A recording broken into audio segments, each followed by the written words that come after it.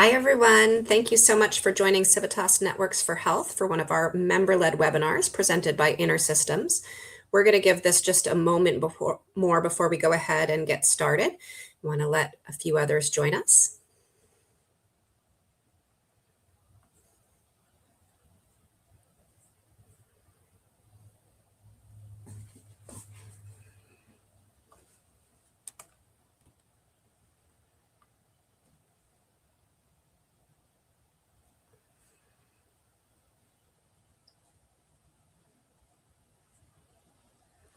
All right, well, knowing we have a lot to cover today, I think we'll go ahead and officially kick off.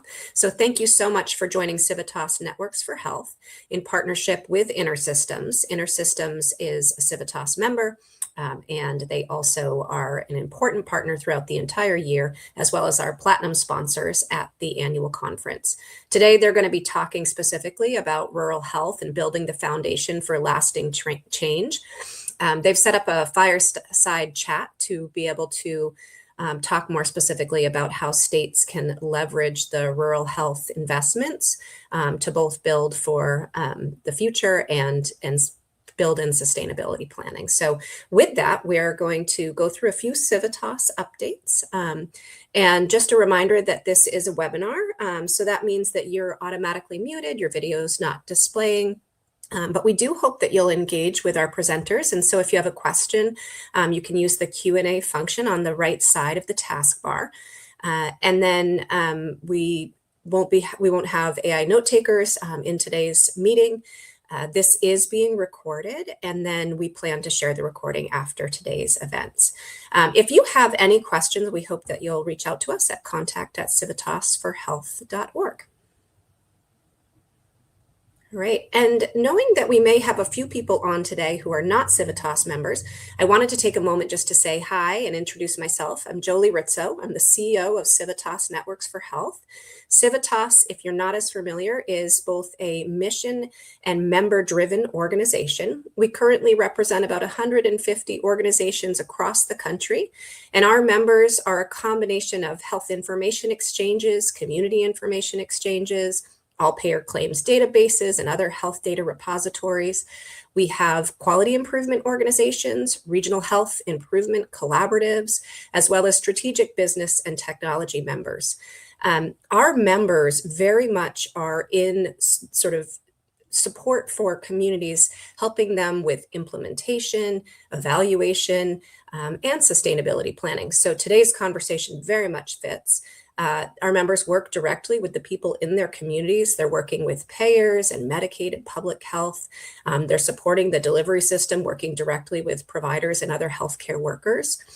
They work with the safety net and community-based organizations, all in an effort to drive sustainable health improvement. So a little bit more about Civitas. Not only are many of our members expert conveners and hosting regular events and work groups and finding ways to bring stakeholders and collaborators together, but that's something that Civitas also does. We provide a unique platform for our members and partners to come together around key topics of interest and priorities, and to also provide opportunity for shared learning, education, networking, and advocacy. So it's an honor again today to be with all of you and to have this opportunity to learn alongside our partners at InterSystems. And wanted to just take a moment, given that we're talking about rural health transformation, to highlight something that Civitas recently did. So across our membership, we put out a survey specific to the Rural Health Transformation Program, asking members how they were involved in supporting their states or the jurisdictions that they serve. And we had 41 responses from our initial survey with some really interesting findings. So we know from the results of the survey that members see health information exchange, health data infrastructure as being foundational to the success of the Rural Health Transformation Program. And, you know, there are other findings. We just wanted to highlight that this report is available. I think that the team at InterSystems may even talk a little bit about it during their conversation today. All right. So if you're listening in and you're either a Civitas member, partner, or you're new to us, we highly encourage everyone to join us at the annual conference. So registration is currently open. Early bird pricing is available through the end of next week. The event is happening in Arlington, Virginia, and that's September 22nd through the 24th.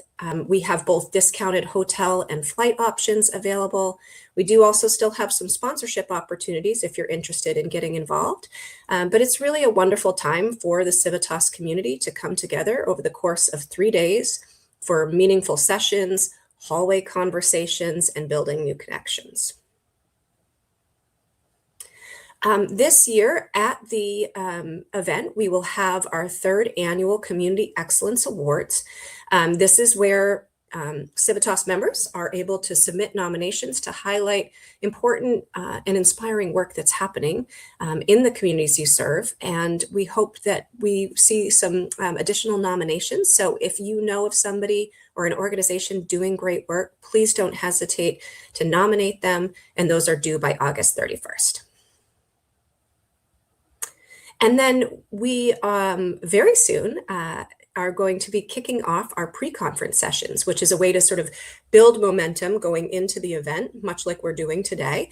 And we invite all of you to join us for the virtual pre-conference sessions. You don't actually have to be registered to attend the in-person event in September. And these sessions cover a host of really important topics. They'll be running from August 12th through September 16th. And also just want to give a shout out to our pre-conference sponsor, J2 Interactive. Thank you so much for your support. Okay, we also just wanted to, as I called out at the beginning, make sure to acknowledge InterSystems as our platinum sponsor of the annual conference. And I will just note that with Civitas, our sponsors are not just vendors in an exhibit hall. They are really critical to the thriving network that we are building. And InterSystems are just fantastic partners to Civitas and our community and our members throughout the entire year. So we're excited to be in partnership with them again. And then we have many other sponsors that help to make the event possible. So our 2026 annual conference upgrade sponsors are listed here on the screen. I'm not going to read them all off, but truly our sponsors are the ones that make the event possible. And as I mentioned already before, our community really comes together around this event. About 90% of Civitas member organizations attend, and it means so much to us to be able to do this year after year. Also, just a quick thank you to our silver sponsors, as well as our host committee members. I think, again, we're not going to read through all of these, but it really, it takes a village, and we're just delighted to be in partnership with so many different organizations. All right, so with that, I have the pleasure of handing this over to my friend and partner, Greg James, Senior Advisor for the Public Sector at InterSystems. Thanks, Jolie, and thank you to our Civitas partners for having us here today. InterSystems, as Jolie mentioned, we are an active participant in the Civitas community and in the healthcare community and HIE community as well, because we really view ourselves not just as vendors, but as part of this larger ecosystem, and really believe that it's our responsibility as members of this community to give back and support the various endeavors that are underway. So we like to leverage our experience and expertise and provide that advice wherever possible. And that's really what we're focused on here today. Around rural health, obviously this is one of the most significant investments and opportunities that has come along in the past several years. And it creates a lot of unique opportunities, but also some significant challenges for making sure that states are able to leverage this rural health investment to achieve that significant leap forward in health outcomes and sustain those advancements after the Rural Health Transformation Program sunsets. And so what we really would like to talk about today is how you plan your work and help drive towards that success and ultimately sustainability, not just for the technology investments, but for your outcomes overall. So I want to take a moment to allow my colleagues to introduce themselves and really speak about our different backgrounds and the perspectives that we're going to bring to this discussion today. So, Tim, do you want to kick us off? Sure, Greg. Thanks for the introduction. Can you hear me? Yes. Great. Well, it's a real honor to be participating in this discussion with you and with Civitas, an important partner hosting this discussion. So I'm a physician. I spent 30 years at Mass General, was chief medical officer there, and you might think large urban academic medical center, what's that got to do with rural healthcare?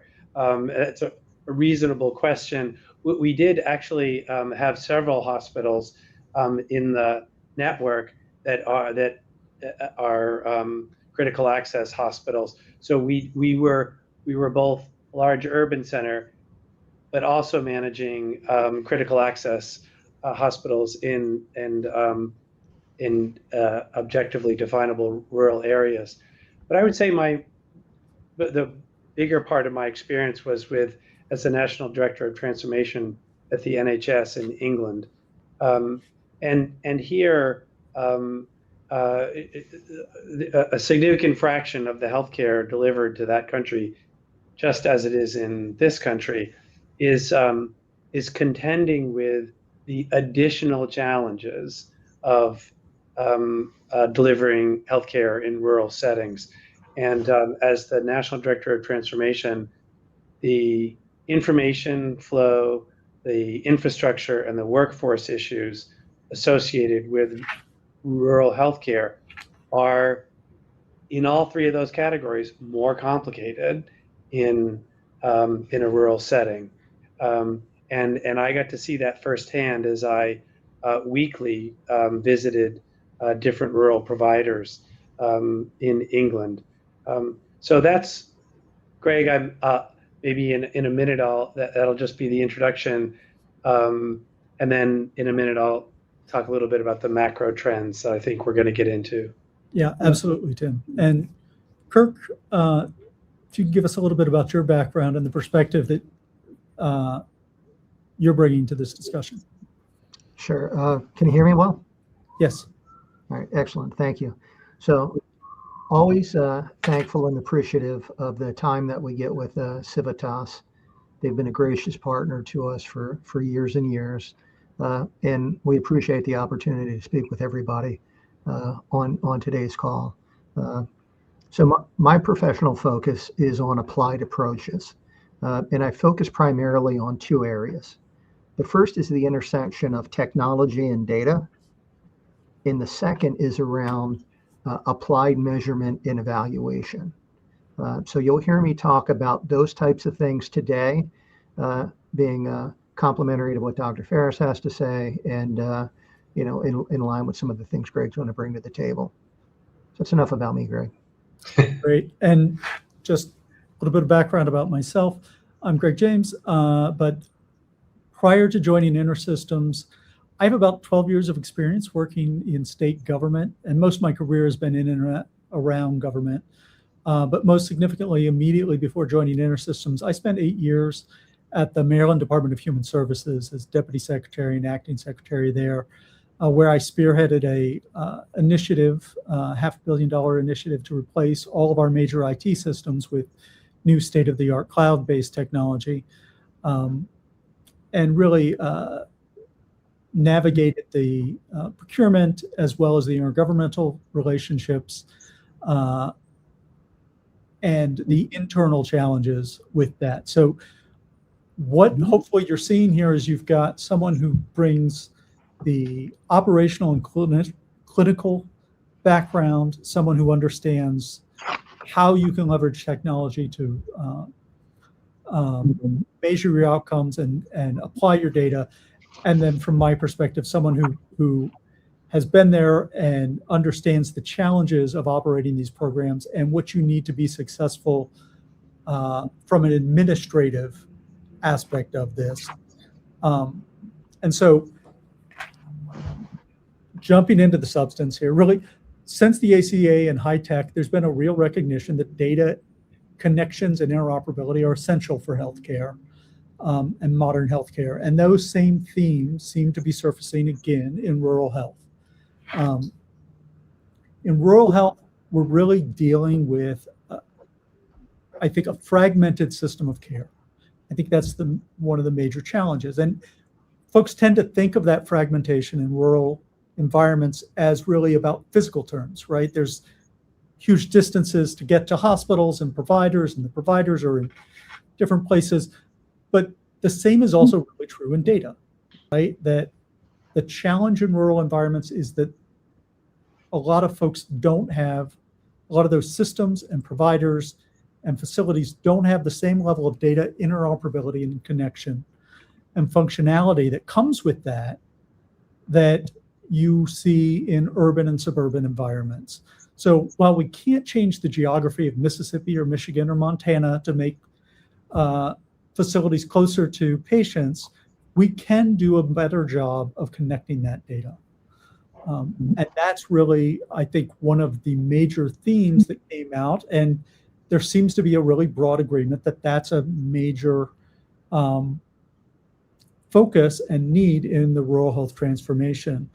And that is also reflected, as Jolie mentioned, in the recent Civitas member survey as one of the priorities and one of the critical needs if we're going to improve rural health. So with that, let me take a moment and turn it over to Tim and say, Tim, from what you see, what is the current status of rural health and rural health transformation?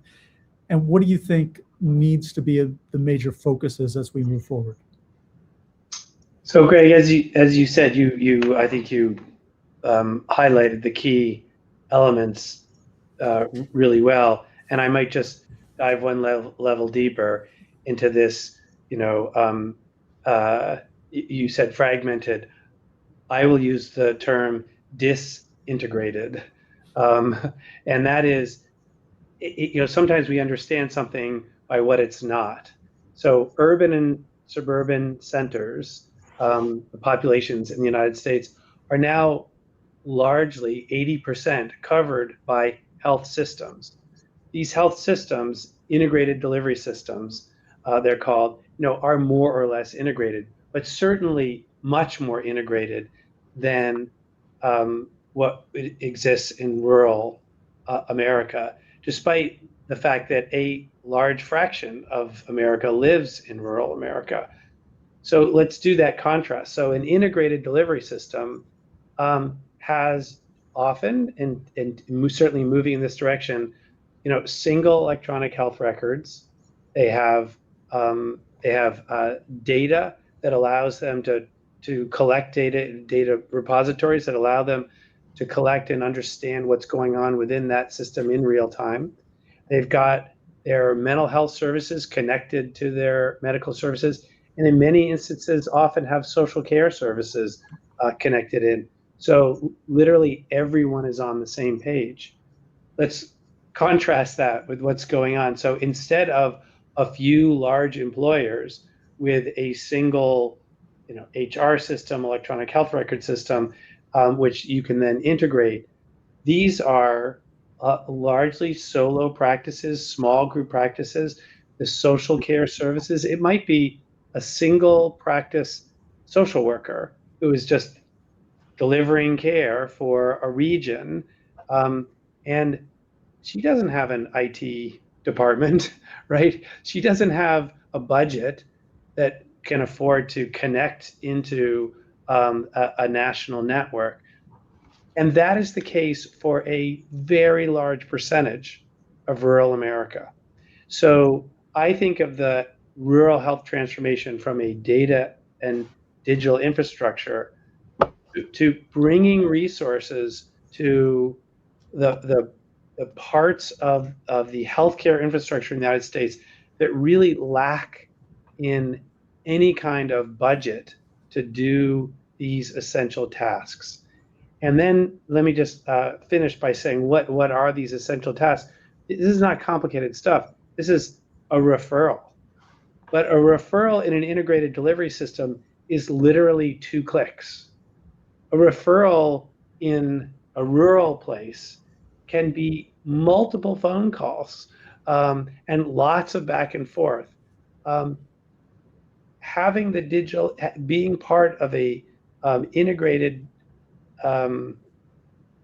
network of communication around health information means that we want to have everyone in rural America who's caring for an individual to be literally on the same page, have all the same information necessary. That lowers friction. It lowers the time it takes to resolve problems. It makes the practitioners in rural America much more efficient. So they're spending more time caring for people and less time on all the transactional issues. So I think that's the goal. It's at least one of the key goals. There are others, but let me stop there. Thanks, Tim. So with that context, I think one thing that's important that we want to stress, because I know we've talked about this internally and we all agree on it, that really the technology, as much as we're talking about the technology, that's not the goal of this, right? The goal of Rural Health Transformation Program is not to build the brightest, shiniest piece of technology that then sits in the corner. It is really to improve the outcomes for patients, right? And that's, as much as we all love the technology, and I do, our North Star on all of this is really, how are we going to improve those outcomes for those patients? And what are we pushing towards? And that then really pushes us towards a different place of how we think about the data that we're collecting and the types of data that we need. So we don't just need the transactional data needed to operate the program, but we also need that kind of monitoring data to both identify cohorts that perhaps we can target for services and data to monitor the outcomes to make sure that, yeah, we've got a lot of activity, but are we actually making progress? And are we sustaining that progress over time? And so with that, let me ask Kirk, really as one of our data experts here at InterSystems, when we think about data and understand data, what do we really need to focus on for rural health from your perspective? Sure. Thanks, Greg. So to give a little perspective on the lens that I'll speak to, I'm converging around my time at HCFA, OSIO, and CMS as a program official, working directly on healthcare reform for several years. I was a CIO, Chief Information Officer, for a state health and human services agency, and I was a CEO of a beneficiary and family-centered care QIO. The commonality across all of those organizations is oftentimes we were data rich, we were information poor, and when we thought about executing towards output and outcomes, we struggled. Now, every state has submitted a plan based on the pillars and the goals of rural health transformation, and I think there are probably 5 things to consider. The first thing that I would consider is really outlining and giving yourself an understanding of the goals and outcomes. Some of that's written, some of it's unwritten in the application. And being candid with yourselves about what it is and what it's not, and based on the time, the availability of financial resources, and the people resources that are available, what can you really get done in these increments over 5 years? Some organizations are going to have a horizontal focus across the entire enterprise, maybe being multiple state agencies and partner organizations. Some may be thinking about taking specific bites of the apple sort of vertically across several program areas. Each of those views has merit, and they can all be approached successfully. So the second area I talk about is inventorying current assets and defining gaps and creating a model to evaluate. And those are 3 specific things. So an inventory of your assets isn't just your tech stack. It's who's going to be involved in helping you meet the goals that you've established for rural health. So again, people, process, technology, things like that, as well as innovation and things that you might bring from other industries or other schools. Did I get a little background noise there? Are we okay? I think we're okay now. Okay, excellent.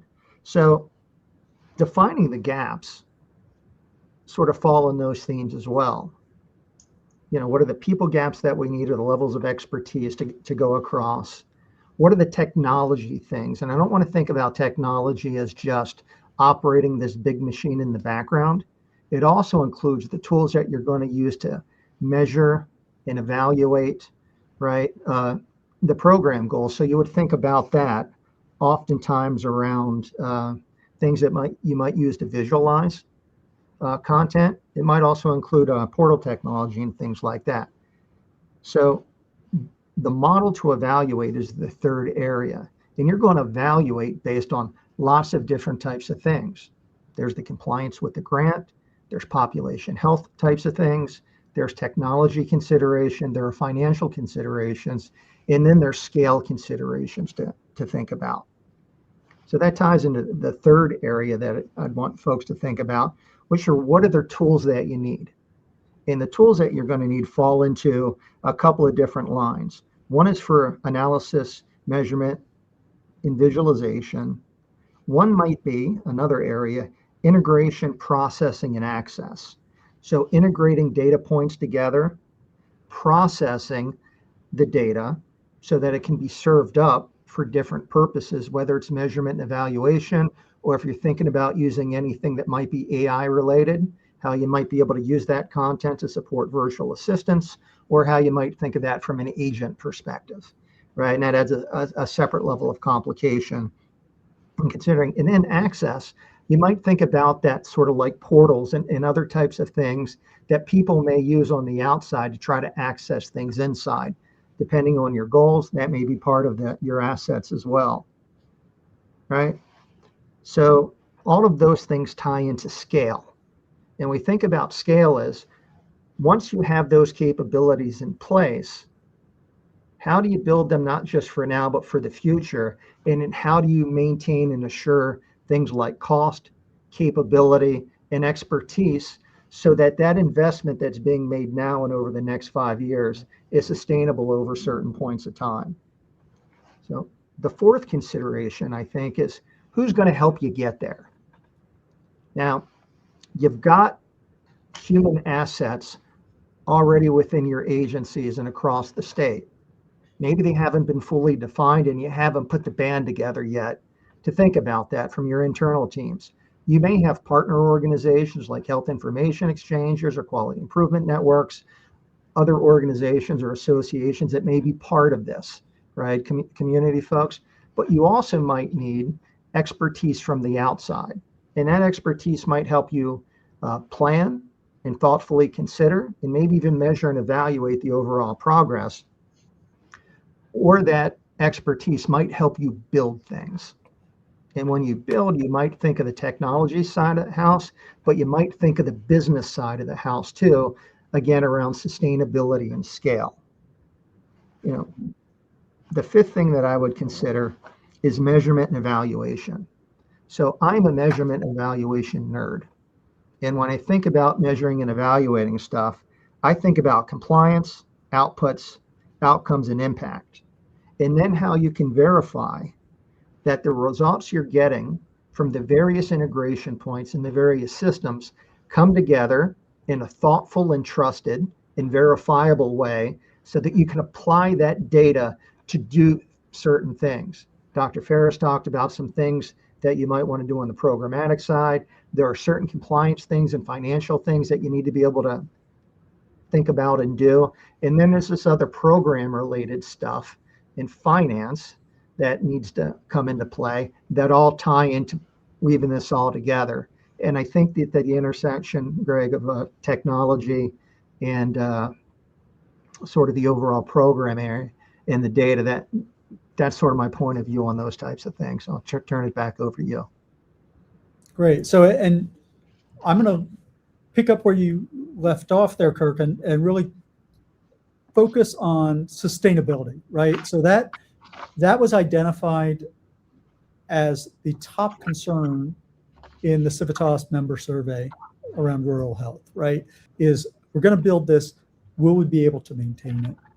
What's going to happen when this funding goes away? And anybody who's spent any time in and around government programs has certainly seen their share of situations where there was lots of money to do a pilot or to launch something, but then despite great outcomes, the pilot fell apart once the funding went away, right? There was no plan for sustainability. And I think everyone is going into rural health with eyes wide open, right? They understand the risks around sustainability and the challenges. From my perspective, having built systems and defended budgets for many years, I would suggest that one of the best ways to ensure sustainability is to build something that provides a value that can't be denied, right? That becomes such an integrated part of the work that's being done and such an accepted sort of baseline of how operations occur that the idea of turning it off becomes unthinkable, not just to your community, but to the funders as well. It is then therefore going to be really important as you're designing your systems, as you are, and by systems, I don't just mean the technology, I also mean your programs and the interactions between the providers.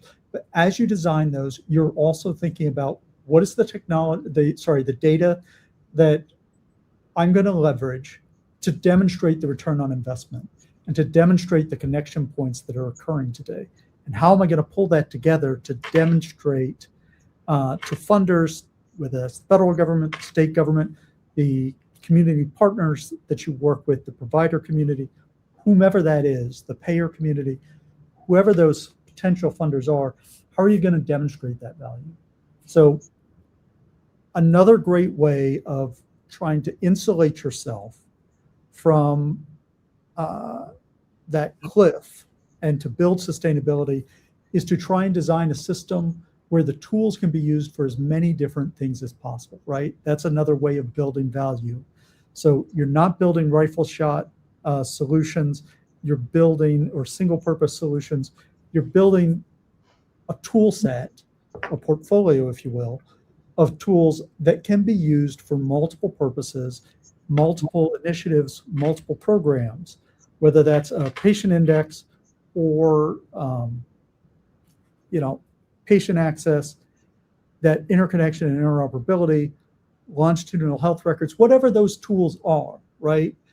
We can all imagine that not only will they be used for tackling one of your significant challenges in rural health, cardiovascular disease, diabetes treatment, management, whatever that is, but it can be used for something tomorrow as well. So as you're selecting and designing your portfolio, you have those objectives in mind and you're collecting that data up front. Another area to really think about is reusing those elements and those partners that you have today. So, Kirk talked about knowing your ecosystem, knowing your environment. One of the things, and this is not just me pitching to the home audience, but many states have a really high functioning health information exchange that is already providing a lot of this functionality. How can we leverage that existing capability and move beyond that to really support the initiatives in rural health so that you're making the investments in the areas where they are going to be most effective, provide the most value for the partners without trying to duplicate and rebuild existing assets within your infrastructure and your ecosystem. And then, as Kirk said, I think it's really important that you think about and choose your partners as you're building this carefully, right? Who can be there, who can support you. And those partners, there's going to be technology partners, but then there's also community partners that you're going to be working with. Who is it that you want to go with first? Who is it that is ready to move on day one? Who's going to require more support? And how are you going to support those? You know, most technology projects in government, particularly, don't fail because of the technology, right? The system was built, it worked fine, but we didn't bring the community, we didn't bring the users along with us so that when the technology was deployed, they were able to leverage it. So how are you going to make sure that you're building that into your plans to bring them along? And fortunately, you know, rural health provides funding for some of that training that you're going to need as you deploy that technology. So how are you going to leverage that to make sure we're bringing that community along? So I want to pause. You know, we've all said some things. I want to check with my colleagues and see if they have anything that they want to add to what's already been said, and expand on some of these various points, or take a different tact on it. Can I, Greg, just jump in? Can you hear me? Yeah, and just, you know, double down on something you said about sustainability. The state officials overseeing this have an interesting challenge because they know they have a funding cliff, and therefore there may be a strategic sense of not building something that you're going to have to tear down. In fact, I'm just picking up on what you said, Greg, with which I completely agree. The only way this works is if they build something that is so good you couldn't possibly consider tearing it down. And so that means that you can't consider the fact that you have a funding cliff. You have to design and build, as you said earlier, for scale, because that's the only way you're going to get impact. That's also the only way you're going to get the kind of measurable benefits that make it impossible to pull back from. And I want to bring in one additional point here, because what is the most important leverage for the politics of funding? And that is patients, the citizens. They are the lever point. And there is something to connect to what Kirk said about measurement called patient-reported outcomes. PROs is the abbreviation in the industry. So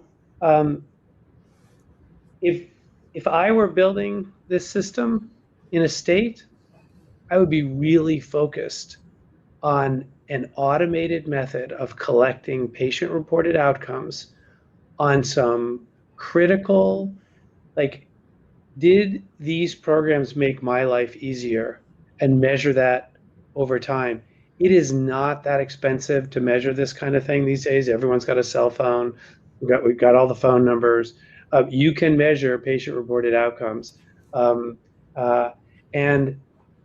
if I was thinking about the sustainability, the infrastructure I would put in place is a method of measuring patient-reported outcomes and feeding that information back into the process of demonstrating the outcomes that were needed. We often, and I come from a place where very, like Kirk, very nerdy approach to measuring outcomes, risk adjusting outcomes on complex chronic illness or outcomes of procedures. Yeah, all that's important, good, yes, need to do it. But actually collecting and reporting patient-reported outcomes is something that it's an advanced science. It's not that expensive, and you can implement it quickly. And I think more than anything else, that would help you at the other end of this make the case for sustained funding. Hey, Greg, if I might add Yeah. 1 or 2 points. So when you think about sustainability, there's a couple of different themes, right? Tim talked about the patient outcomes, the reported outcomes.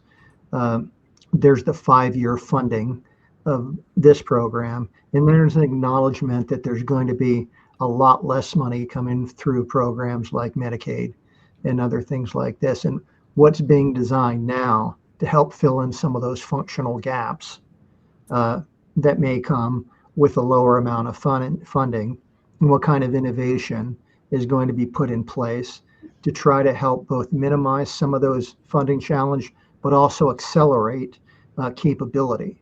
And to Dr. Ferris's point, I think there's quite a bit around that that can be considered.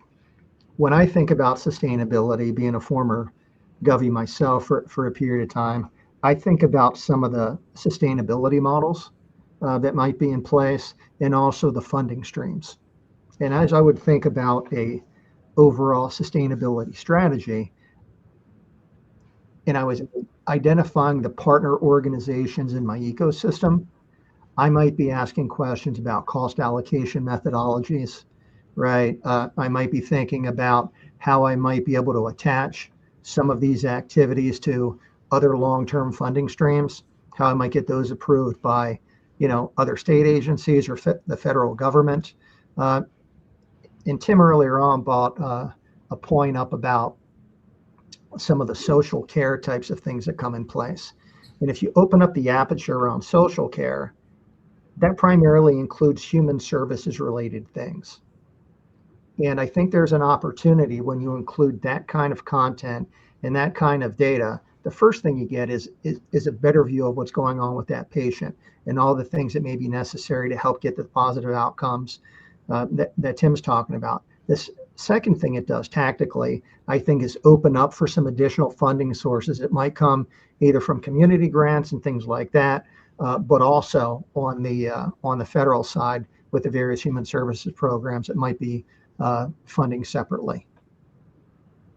Well, and I also want to stress, I think it's really important to think about those things up front, because, too many times I've seen you're 2 or 3 years into the operation of a program, it's time to make that transition, or it's time to go back and justify for another round of funding.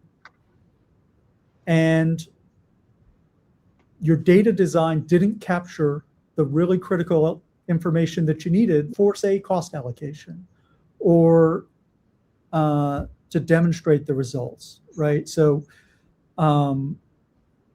it's important to think about those things now, because if you wait, once you miss that window to collect the data, there's no going back for it in many cases, right? So designing up front to have that operational data, that monitoring and reporting data, and then the administrative data, right? That's really critical. And it's important as you think about your design that you're capturing all 3 of those and not just focusing on 1 or 2 legs of the stool. I want to pause and see if there's any questions. But as we're opening that up, and from, I think Demery was going to let us know if there was any questions, or Kelsey. But I also want to mention, this is a huge topic, far more than we could cover in today's discussion. But if folks are interested, we do have a rural health strategic technology planning guide that we've put together. It is, it is vendor agnostic. It is not designed to promote InterSystems technology, but it really is trying to provide a framework for folks to think about their planning and this process and some of the data questions that they might have going forward. So with that, let me pause and see, Demery, do we have any questions in the chat or the Q&A? We do. Actually, it's Kelsey. Oh, sorry, Demery, go ahead. Oh, I think I was just echoing. Never mind. So we have one. Medical tourism is a hot topic for dental work in Mexico, less costly meds in Europe, and for medical challenges on cruise ship, accidents and outbreaks. Is there a rural health implication for rural vacations and travel?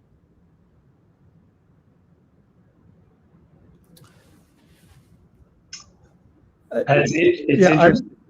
Yeah, I'll let you lead on that, Tim. Well, let me just say, I'll tell a very quick story. I once told a patient that he had lost weight, and I thought we could take him off his cholesterol lowering medicine, his Lipitor, and he was outraged that I suggested that he go off the Lipitor, and I said, well, why? And he said, well, because I take a 2-week vacation in France every year, fill my suitcase with Lipitor at Penny's, and I use the cost savings on what I would have spent in the US on my Lipitor to fund my 2-week vacation in Paris. And I thought, wow, that is a very interesting situation. I think many Americans understand the huge price difference between medications in the US and overseas, and the bizarre behaviors that result from that. And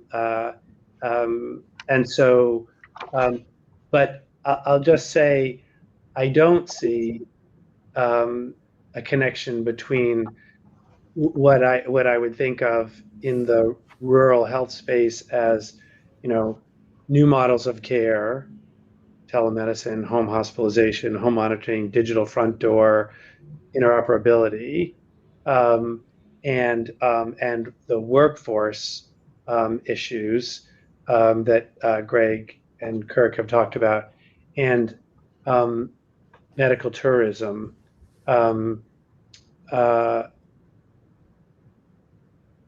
So the answer is, it's a really interesting point. I haven't given it much thought. I don't see an overlap, mostly because the funding is so highly specifically focused on these rural health issues. I don't know, Kirk or Greg, if my filibustering has given you a chance to think of another answer. So, Tim, you mentioned earlier in the conversation about deintegration, and we also have access issues generally in many rural communities. And I would think that the continuum of the rural health implication for rural vacations and travel would probably tie to access and information. Sure. Just like it might anywhere else. And I don't know that as a primary driver of RHTP funding or thought process, candidly, that rural health vacations and travel are a driver for it. But I do think as a byproduct of some of the things that are happening now, you'd want to think about reintegration and maybe there, some considerations from that perspective. Yeah. Can I build on that for just a second and just say, what's happening in Europe right now on the interoperability front is very interesting. So the European Union has just declared that by 2035, they want any European citizen of any country in Europe traveling to any other country to have their records available. So this is an international interoperability initiative. What's been fascinating about that is in many ways analogous to the United States, or in some ways, is that suddenly all of the individual countries who within their country don't yet have the kind of interoperability they want are investing internally to build their infrastructure so that that future day when they need to actually share outside their country in order to have their citizens have the best care possible, so that they're in a position to do that. So the analogy here is what we're seeing is the states are all now focused, because of the Rural Health Transformation Program, on improving their statewide infrastructure for interoperability and the flow of healthcare information within the state. But I'll just say that will have the knock-on effect of making our interstate travel, we cross the country, go to Chicago, go to Texas, that will facilitate the TEFCA national exchange of data. And I think that's a really positive, that would be a very positive outcome. And I think we should expect that outcome from this effort. Awesome. Thank you, guys. We have a couple other questions in here. I don't know that we're going to be able to get to all of them, but I will get to as many as we can, and then maybe I can send them to you guys, and you can follow up afterwards with anyone who has a question that wasn't answered. Yeah, that'd be great, Kelsey. So John Kansky has a question or a comment. So I'm putting it up here on the screen. Can you guys see that? Yes. All right. Just to say, John Kansky is an expert in everything interoperability, so I'm anxious about answering a question from him. I absolutely agree with John's statement there, and I'll just read it for those who might be listening. But as we think about sustainability, I think it's important not to begin with the assumption that X will be sustained solely from government sources. If we begin with the assumption that the market will sustain X, we plan and choose differently. And I absolutely agree. And I think sustainability is really going to need that multiple sources of funding coming into this, because I think the value is not going to be flowing just to government-supported patients, right? It's going to hit the entire economy, the entire ecosystem when we see these positive outcome changes. And so it's appropriate that funding should flow accordingly. But Tim, Kirk, you guys want to jump in? Yeah, so my take is a little different, Greg. If I were thinking about the market, maybe the first consideration I would consider is, what does the market look like now? And what are the things that are going to impact the market in 5 or 6 years when this initiative takes place? And from a market standpoint, the primary funder of rural health activities today, as I understand it, is driven in large part by Medicaid dollars. And if that shifts, there's also a shift in the market's ability to fund certain things, right? And if you're already in an environment where resources are scarce and they become more scarce, my point earlier is to think about how many lines can you use to drag in some new fish, right? Or to take care of things. I think the market consideration should be the driver of the overall sustainability model. If you're at a point where you believe you're still going to have a shortfall, you're either going to increase somehow revenue generation, or are you going to think about other partners who may add to your sustainability? Maybe I'll just say in addition that looking around the country at how HIEs have themselves expanded their revenue is a good place to start for how one would continue this journey. And Greg, like you, I too agree with John.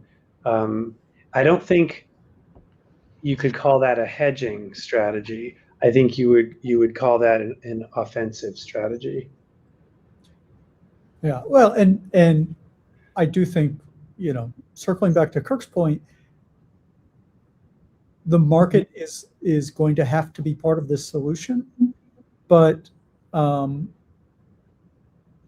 we also should be very have open eyes that the government is part of it, needs to be part of this as a funder as well, given the role of Medicaid funding. Yeah, Tim mentioned about some HIE examples. I'm familiar with Health Connect Texas in East Tennessee. It used to be East Tennessee, now the Tennessee Health Information Exchange. Both of those organizations have self-funded sustainability models that are in place. And I think that, speaking with individuals from those organizations might be of help. Yeah. And I know John's done some work in that area himself. Can I just comment on the other question related to patient-reported outcomes? So thanks for raising that. And it also goes to the last question on my list as well, which is the outcomes are measure. So the key outcomes that I think it would be, if I had to just pick three, I would pick lowering the rate of preventable cardiovascular disease, morbidity, and mortality. Full stop. I'd use a summary measure on that. I would look at a mental health, maybe adolescent mental health services. That would be more of a process measure, at least in the short term. And then I would look from a patient-reported outcomes perspective, I would look at overall difficulty in getting the help I need. There are several summary questions that you could ask people, derivatives of the HEDIS measures or other patient experience. It's basically the patient experience of navigating the health system. And if we're not making progress and making it easier for people, then what are we doing? So if I had to put my nickel down on three, I would say those three. I can think of lots more, but those would be hitting on, I think, the number one cause of preventable morbidity and mortality in the United States.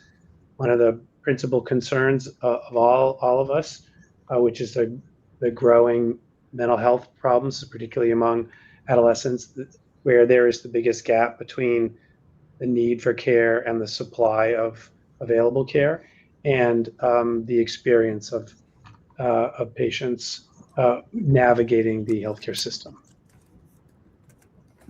So quickly, there was another question about state HIEs preparing for potential rural health transformation program work where there's currently ambiguity.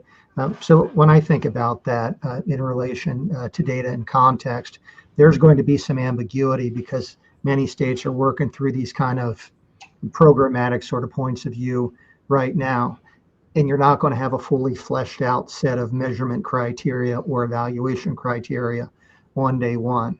But I do think that thinking about the types of outcomes you're looking for generally and allowing yourself some degrees of freedom through your planning activities to think about the types of systems, the level of complexity. And when I mean systems, I just don't mean information. I mean people, process, evaluation, all that stuff coming together gives you a chance to start to be directionally correct for your particular granted state, right? And then how you think about moving forward as you move towards the 5-year goal with more specificity and more granularity. But I wouldn't wait for all the answers to try to get started. I don't think you've got that kind of headroom.